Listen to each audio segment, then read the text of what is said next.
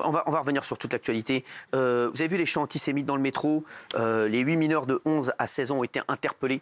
Ça, c'était dans l'actualité. On va revoir cette vidéo. Regardez, vous avez vu ça.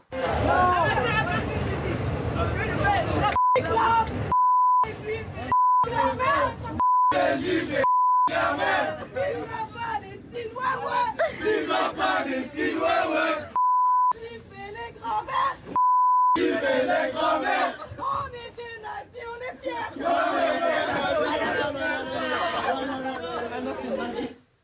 Voilà, alors donc, ils ont été interpellés. On a appris que 8 mineurs âgés de 11 à 16 ans seulement avaient été interpellés par les forces de l'ordre. C'est quoi pour vous? On fait quoi avec ce genre d'individu? D'abord, je pense qu'au-delà des propos ignobles, je pense qu'on condamne tous. Il y a, je pense, une bêtise, en fait, une inculture et une méconnaissance de ce qu'est l'histoire chez les jeunes générations. Et là, il faut peut-être s'intéresser sur le boulot de l'école, qui, à mon sens, passe plus de temps aujourd'hui à enseigner la repentance, à expliquer que notre histoire nationale n'a pas toujours été glorieuse, que la colonisation a été le crime des crimes, plutôt que de valoriser les bons côtés de l'histoire de France et de donner la France à aimer et de donner la France à chérir dès l'école.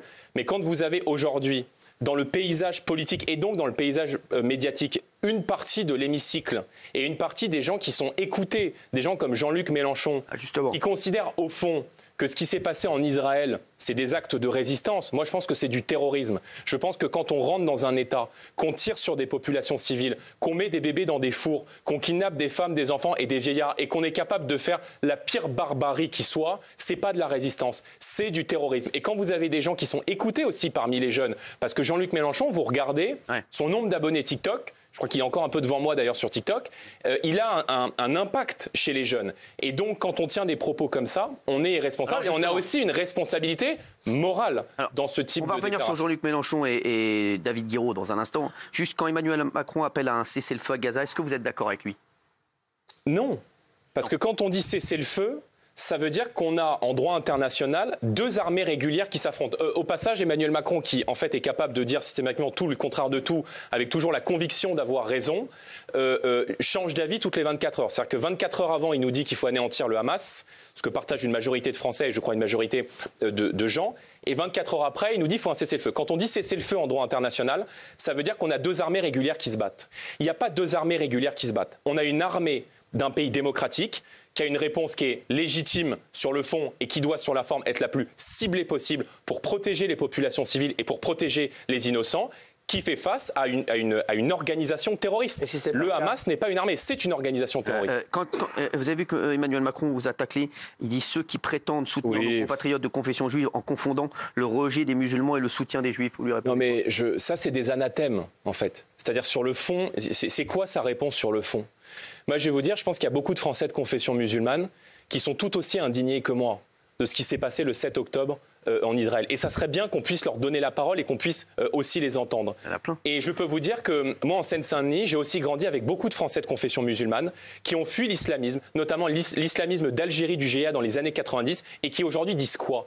Ils disent l'islamisme qu'on a fui de notre pays dans les années 90, qui nous a fait fuir notre terre, nos enfants, nos racines, notre pays, notre famille, on est en train de le retrouver aujourd'hui en France. Pourquoi est-ce que quand il y a des attentats, par exemple en Tunisie, on ferme les mosquées radicales?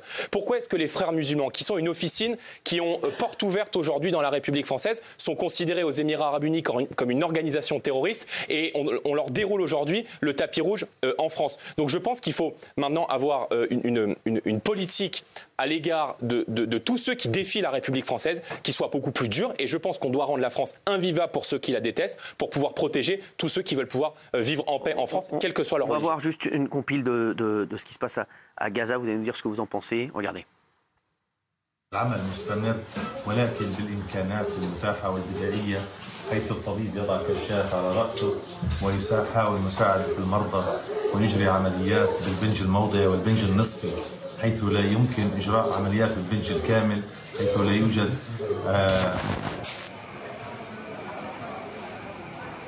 يوم عن يوم بتزيد الوضع مأساة صعبة جدا يعني وكلمة صعبة قليلة بالنسبة للوضع اللي احنا بنعيشه. بنيجي نشتري ما فيش. أنا اليوم صحيت الساعة 5 صلاة الفجر ورحت على المخابز ولقيت المخابز كلها مقفلة لأنه لا يوجد طحين ولا غاز ولا شيء. Comment vous réagissez à ça? La guerre est un drame. Elle est un drame pour ceux qui la font et elle est un drame pour ceux qui la subissent. Maintenant, qui est responsable de cette situation? Qui est responsable des roquettes qui tombent aujourd'hui sur la ville de Gaza? C'est le Hamas. C'est le Hamas qui précisément utilise... Est-ce que c'est vrai que le Tsahal a voulu livrer 300 litres de carburant et qu'ils ne sont pas arrivés je n'ai aucune information à ce sujet. Voilà. Et je pense qu'il faut être... L'information, c'est aussi un enjeu en temps de guerre. Il faut être très prudent sur les... Mais qui utilise aujourd'hui les bâtiments civils, les écoles, les mosquées, les hôpitaux comme des boucliers humains? Qui met ces quartiers généraux sous les mosquées, les écoles, les hôpitaux? C'est le Hamas. Ce qu'on voit, c'est qu'il y a des civils qui sont pris, dans une guerre, voilà, et qui vivent des moments très compliqués aussi. Évidemment. Voilà, mais attendez, voilà. Bien sûr. Et c'est pour ça que je crois que le rôle de la France, c'est d'avoir une position qui soit une position raisonnable, une position constante. C'est de faire tout le contraire de ce que fait Emmanuel Macron, c'est-à-dire de changer d'avis toutes les 24 heures.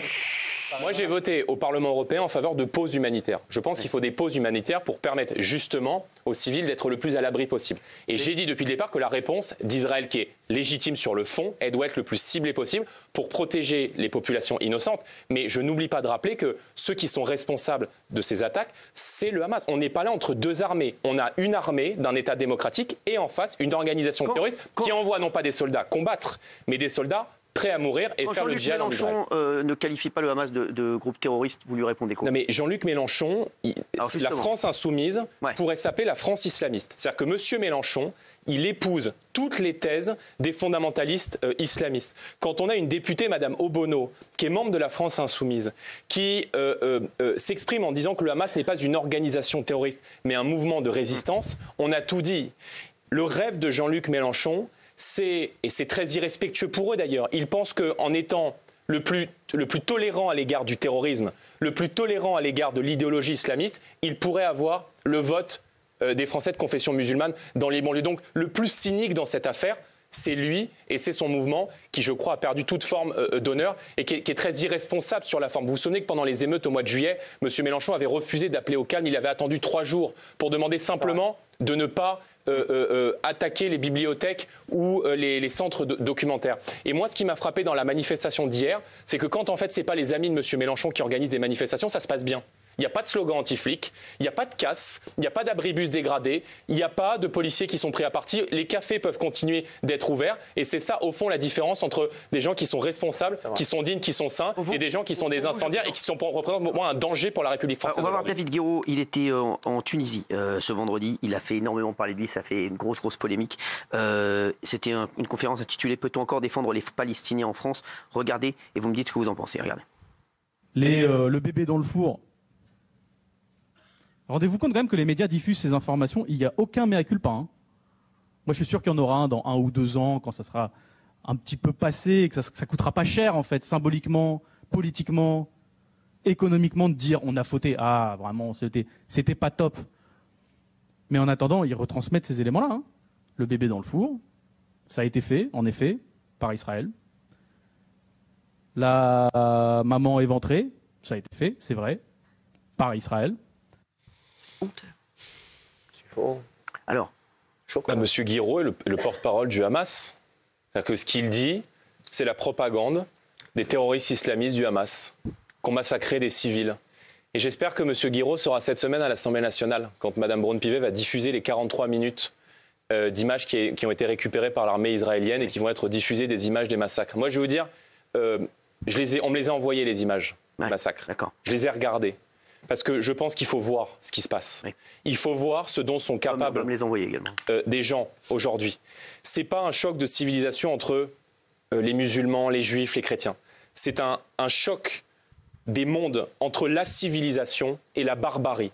Parce que ce que font ces gens, c'est de la barbarie. Et M. Guiraud, vous voyez, il joue l'incendiaire depuis son salon. C'est-à-dire qu'il est dans son salon, il est dans des salons feutrés là partout, je ne sais pas où il est en vacances en Tunisie, et il joue en fait, à alimenter le conflit. Mais ce n'est pas M. Guiraud qui va aller en première ligne pour aller défendre. Et moi, j'invite à faire ça. S'il veut défendre la population à Gaza, s'il veut défendre les terroristes du Hamas, eh bien qu'il aille sur place et qu'il soit courageux au point d'aller au bout. Et là, je pense qu'il y aura un peu moins de monde à l'aéroport. Alors, oui, Gilles. Non, David Guiraud, c'est inacceptable. En plus, il se trompe. Il impute à Israël les massacres des camps de Sabra et Shatila. C'était des phalanges chrétiennes. Il le fait sciemment. Hein. Voilà, il se trompe. Mais moi, j'ai une question à vous poser. Là, vous venez de dire qu'il aille là-bas pour voir les populations palestiniennes et le Hamas. En fait, vous mêlez toujours les deux. Quand le président de la République appelle à un cessez-le-feu, c'est pour protéger les populations palestiniennes et arrêter le massacre des populations palestiniennes de Gaza. Ça, vous n'en voulez pas ? En tant qu'homme d'État, vous ne voulez pas de ça? Non, mais en tant qu'homme d'État, je connais le droit de la guerre. Et le cessez-le-feu en droit de la guerre, c'est l'interruption des combats entre deux armées. Ce qu'il faut, c'est des pauses humanitaires pour permettre à la population de Gaza d'être ravitaillée. Mais je peux vous dire que votre cessez-le-feu, il fait qu'un seul ravi, c'est le Hamas.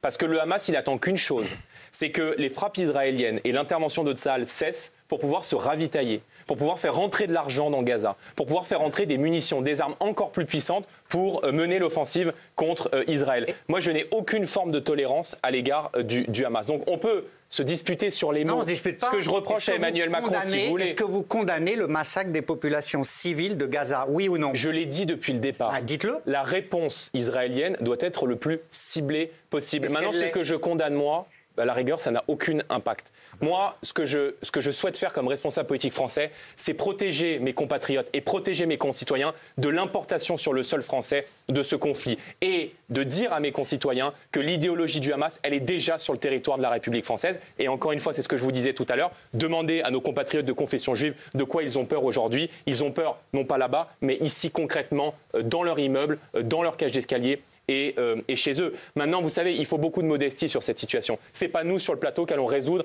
un conflit qui dure depuis 70 ans, sur lequel toutes les grandes puissances se sont cassées les dents et toutes les initiatives de paix qui ont été menées, y compris par les grandes puissances, et notamment les accords d'Oslo au début des années 90, ont échoué. Et Raymond Aron, qui disait l'histoire est tragique, disait aussi qu'il y a parfois, le père des relations internationales, disait parfois qu'il y a certains conflits dans le monde qui sont inexpiables. Et je pense que celui-ci, en tout cas, doit nous appeler à beaucoup de modestie. Jordan Bardella.